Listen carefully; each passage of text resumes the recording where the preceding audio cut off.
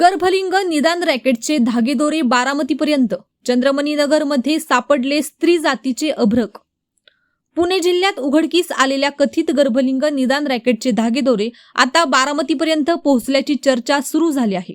आमराई परिसरातील चंद्रमणी नगर येथे एक मुलगी जातीचे अभ्रक कचऱ्याच्या ढिगाऱ्यात दिसून आले आहे। सदर अभ्रक सिल्वर जुबली उपजिल्हा रुग्णालयात आणले आहे। कायदेशीर कारवाई सुरू आहे।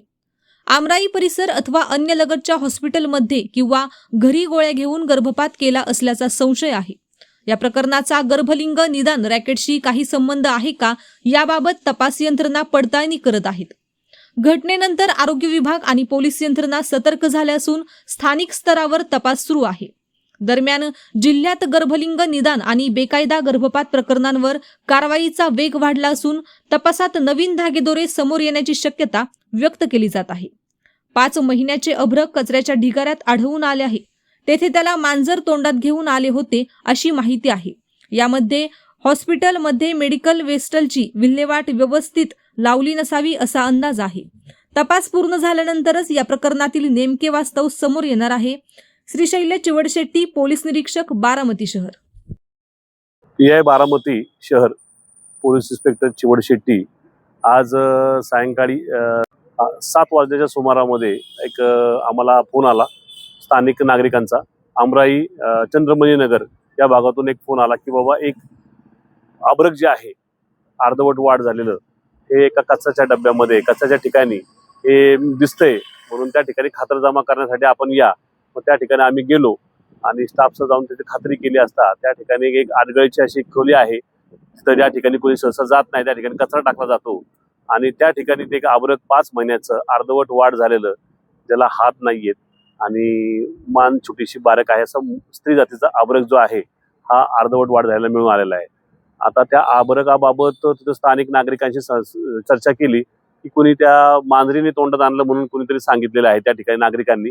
पण त्या ठिकाणी खात्री करतोय आम्ही की नेमकं तो कुठून आणले ते, त्या ठिकाणी सीसीटीव्ही फुटेज वगैरे चेक करतोय आम्ही।